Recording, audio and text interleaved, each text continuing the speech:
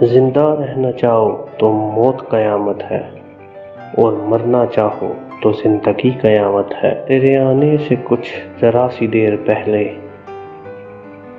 بات تجھ سے ہی کر رہا تھا۔ ایک شخص ابھی تک کر رہا ہے وفا کا ذکر، کاش اس زباں دراز کا منہ نوچ لے کوئی۔ گمان ہے تیرے لوٹ آنے کا، دیکھ کتنا بدگمان ہوں میں، کتنا رویا تھا میں تیری خاطر، اب جو سوچوں تو ہنسی آتی ہے۔ جی ہی لینا چاہیے تھا مرتے مرتے، خیال آیا مجھے، بہت بھیڑ تھی ان کے دل میں، خود نہ نکلتے تو نکال دیے جاتے۔ دل کسی ایک شخص پہ ٹھہر جائے نا تو ذہن کسی اور کو قبول کرنے کے قابل۔ ہم کے معمور ہیں ہر شخص کی دل جوئی پر، ہم کیسے جا کے سنائیں جو ہمارا دکھ ہے۔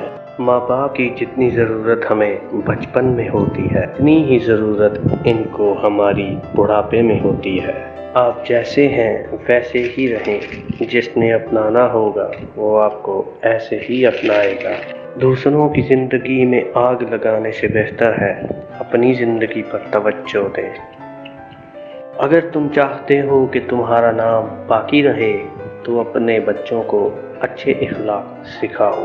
زندگی کے جس مقام پر ہو اسے تسلیم کر لو، اور یہ بھی تسلیم کر لو کہ یہاں تم ہمیشہ نہیں رہو گے۔ ہر عمل سوچ سمجھ کر کرو، کیونکہ ہر عمل کے اندر اس کا انجام یوں چھپا ہے جیسے ہر بیج کے اندر درخت۔ زندگی برف کی مانند ہے، اس کو اچھے کاموں میں گزار دو، نہ یہ پگھل تو رہی ہے ختم بھی ہو جائے گی۔ کوئی کہتا ہے دنیا پیار سے چلتی ہے، کوئی کہتا ہے دنیا دوستی سے چلتی ہے، جب آزمایا تو پتہ چلا صرف مطلب سے چلتی ہے۔